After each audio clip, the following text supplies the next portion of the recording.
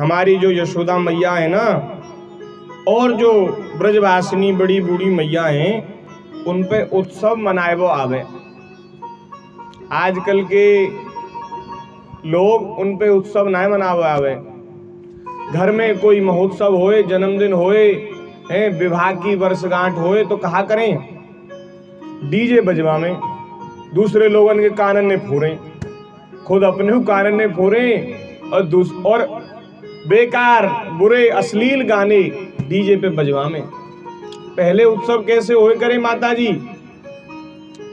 बड़े बूढ़े जो घर के मुखिया हैं उनसे कही जाती कि आप जल्दी से स्नान करके तैयार हो जाओ और अब अपने रुचि को भोजन आप बताओ कि क्या आपको रुचिकर है।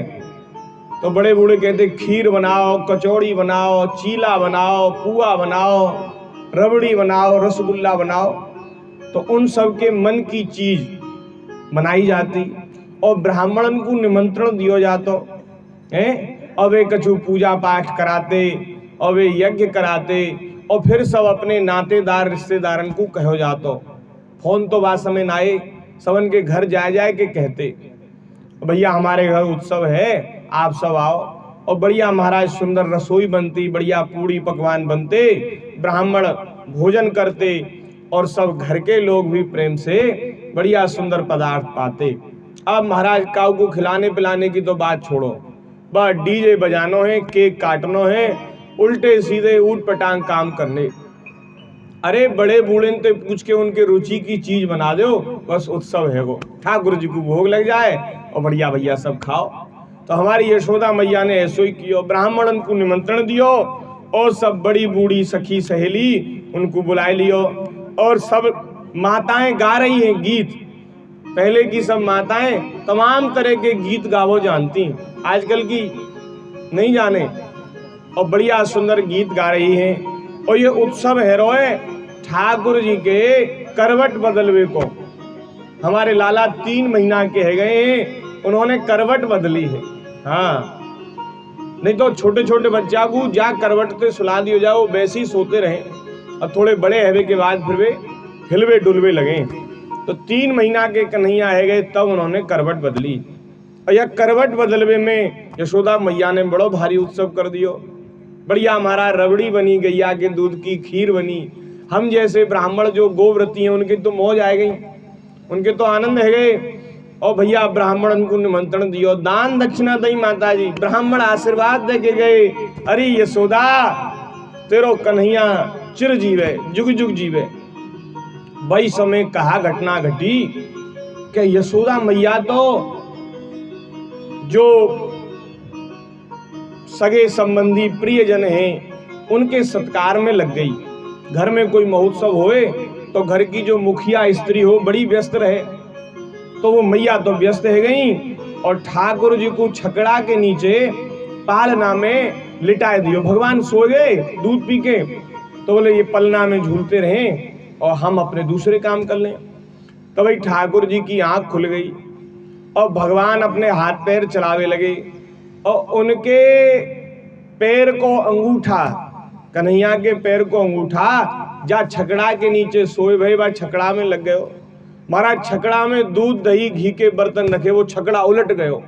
ठाकुर जी को अंगूठा छुए हो तो वो छकड़ा उलट गयो और छकड़ा गयो महाराज आकाश में और फिर दोबारा आए के धरती पे गिरो। छकड़ा चकना चूर है गयो, बा में जो मिट्टी के बर्तन रखे वो सब फूट गए, दूध दही घी सब पृथ्वी में मिल गए, मिट्टी में मिल गए।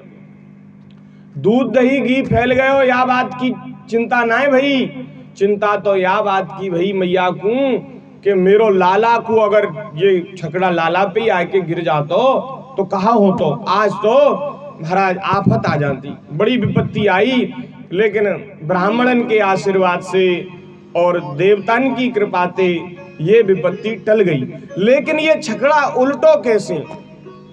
कहा ना आंधी आई ना भूकंप आयो, ये छकड़ा आकाश में कैसे उड़ गयो और फिर नीचे कैसे आए? ये आश्चर्यजनक घटना घटी।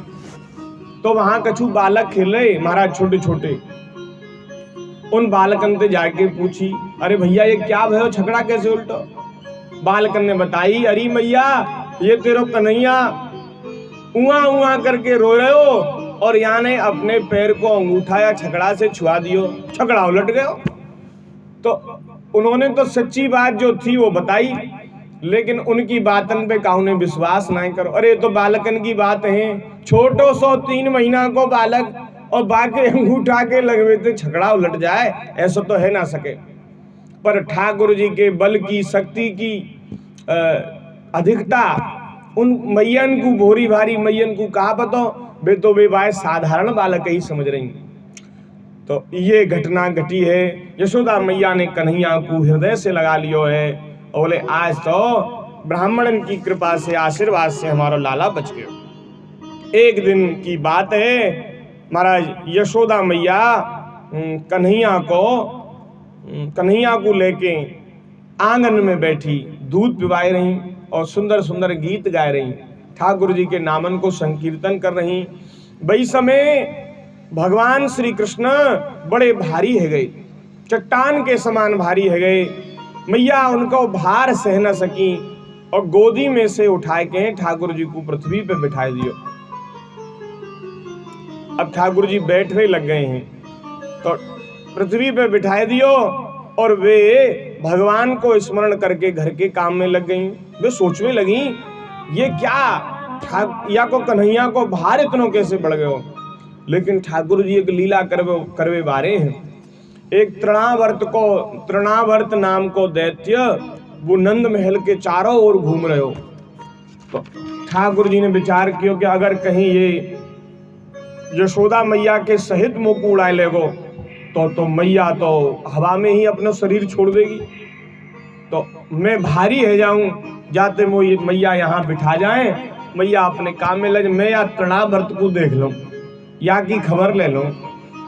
ठाकुर जी बैठे आंगन में। अब तृणावर्त को मौको मिल गयो और तृणावर्त ने आए के एक वो आपने देखा होगा हवा का बवंडर, उसको तृणावर्त, वो उसी रूप में आया। तृणावर्त नाम का दैत्य हवा के बवंडर के रूप में आया और कन्हैया के चारों ओर घूम के कन्हैया को अपने बीच में ले गए और ठाकुर जी को उड़ाए के आकाश में ले गए। माने सोची कि मैं आपको ले जाऊंगा और फिर ऊपर से पटक दूंगा, जाते बालक मर जाएगा। लेकिन हमारे कन्हैया तो कन्हैया ही हैं। उन्होंने वह बवंडर की तृणावर्त की गर्दन पकड़ ली और गर्दन पकड़ के ऐसी जोर की दबाई कि वह तृणावर्त के प्राण पखेरु उड़ गए। और अब तो महाराज वह तृणावर्त अपने असली स्वरूप में आएगो और भगवान को लेके वो पृथ्वी पे गिरो। लेकिन ठाकुर जी वाके ऊपर गिरे और भगवान को तो कहा है वे बारो तृणावर्त की जय सिया राम है गई। सब लोग बड़े आश्चर्यचकित है गए, ये नई नई आफत हमारे लाला के ऊपर क्यों आ रही है। तमाम तरह के जप तप अनुष्ठान करवाए गए और यशोदा मैया अपने प्राण के समान कन्हैया को संवार के और उनको लालन पालन करने लगी। तृणावर्त को उद्धार भयो है। एक दिन श्री कृष्ण को दूध पिवाते पिवाते मैया उनके मुख कमल को देख रही है, मुखमंडल को देख रही है। वही समय ठाकुर जी को जम्हाई आई और जम्हाई भगवान ने लई तो अपने मुख में मैया को ब्रह्मांड को दर्शन करायो। पूरो ब्रह्मांड अपने मुख में दिखाई दियो है। उसमें आकाश, अंतरिक्ष, ज्योतिर्मंडल, दिशाएं, सूर्य, चंद्रमा ये सब दिखाई पड़ी हैं। अपने पुत्र के मुंह में सारा जगत देखकर यशोदा जी का शरीर वो कांपने लग गयो। उन्होंने अपनी बड़ी बड़ी आंख बंद कर ली, अत्यंत आश्चर्यचकित है गई। लेकिन ये बात वे काऊ को बताए न सकी क्योंकि वे बाद में विस्मृत रह गई, भूल गई। ऐसी आश्चर्यचकित घटना देख के भी वो ठाकुर जी की माया से वो बात को भूल गई। अब भगवान के नामकरण को समय आयो है। अभी तक भगवान को नाम ना रखो गयो। नए नए अनक टोटे नामनते सब गोपी आपको पुकारती। कोई कलुआ कहतो, कोई काना कहतो, कोई कन्हैया कहतो।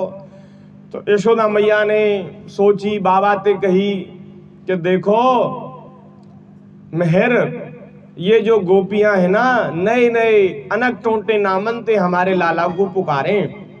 तो ऐसो ना होए कि हमारे कन्हैया के नाम बिगड़ जाएं।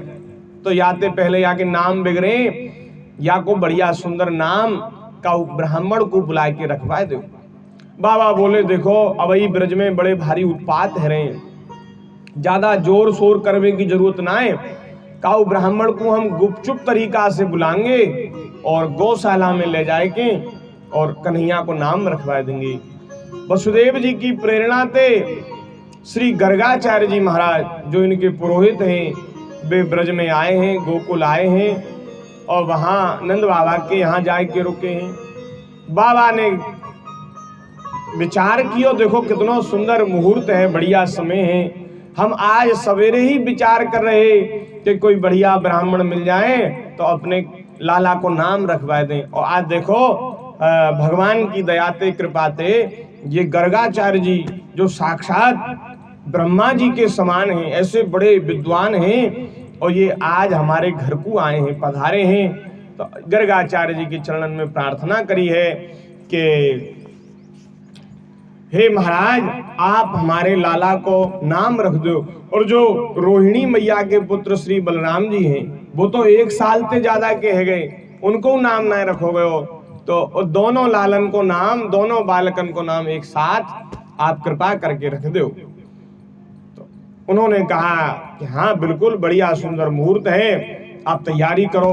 महाराज ज्यादा तैयारी करने की जरूरत ना है। ठाकुर जी के करवट बदलवे पे तो बड़ो जोर का उत्सव भयो, लेकिन नामकरण संस्कार में उत्सव ना भयो, क्योंकि ब्रज में रोज उत्पात है रहे, सब लोग आशंकित हैं, डरे भय हैं कि कहीं कोई और उत्पात न हो जाए, भीड़ भड़का में कोई राक्षस कोई दैत्य ना आ जाए, जाते हमारे लाला दोनों संकट में पड़ जाएं।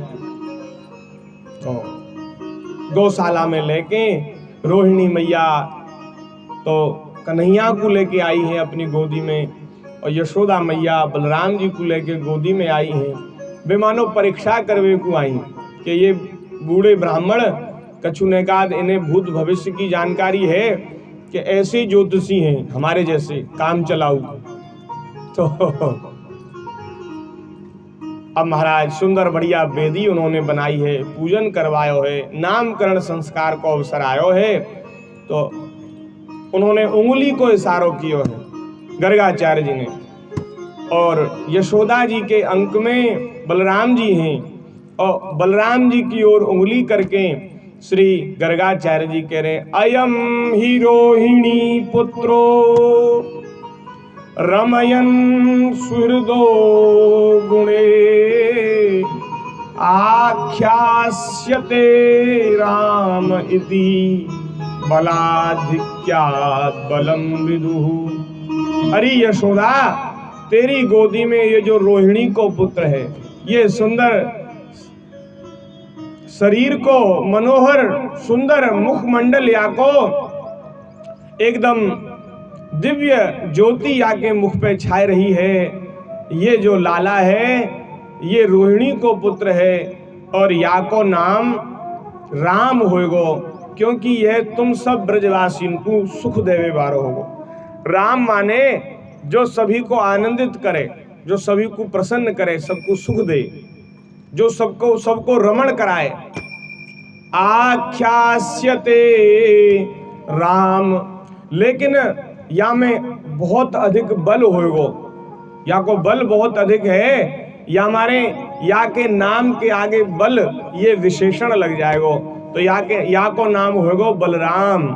बोलिए बलराम जी महाराज की जय। यदूनाम पृथक भावात् संकर्षण मुसंत्युत। और ये जो रोहिणी की गोदी में है सांवला सांवला ये जो लाला है, ये कोई सामान्य बालक नहीं है। ये तो जब देवतान के ऊपर संकट पड़े ना, तो प्रत्येक युग में ये शरीर ग्रहण करे। पिछले युगन में यानी श्वेत रक्त पीत ये 3 रंग स्वीकार करे हैं। अब कलयुग है, कलयुग आवे वारो है, तो यह हमारे कृष्ण वर्ण है के आयो है। ठाकुर जी को अवतार कली से कुछ समय पहले भयो। भगवान 120 वर्ष तक की आयु तक रहे और जैसे ही भगवान गए हैं कलयुग आ गया है। तो कलयुग के समय में या को जन्म भयो, या को जो वर्ण है, रंग है, वो कृष्ण है।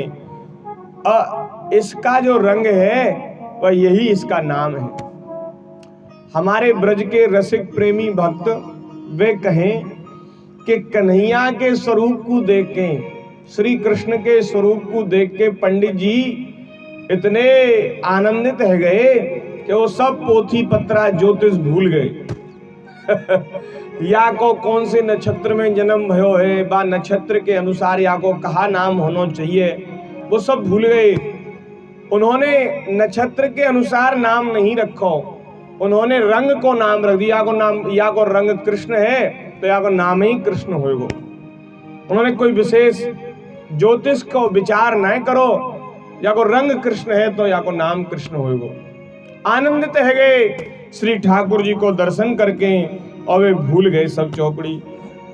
वे कहने लगे कि अरे नंद जी, ये आपका पुत्र, आहा, इसके अनेक नाम हैं, अनेक स्वरूप हैं, यह तुम लोगों का परम कल्याण करेगा। समस्त गोप और गौओं को यह आनंदित करने वाला होगा। इसकी सहायता से तुम लोग बड़ी बड़ी विपत्तियों से भी छूट जाओगे, उन सबको पार कर लोगे।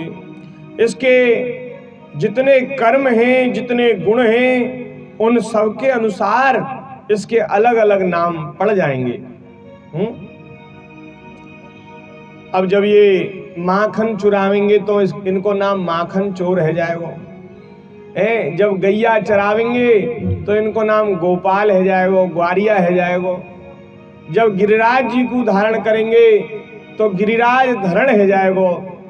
रास लीला रचाएंगे तो रास बिहारी है जाएगा, और वस्त्र चुराएंगे तो चीर चोर है जाएगा।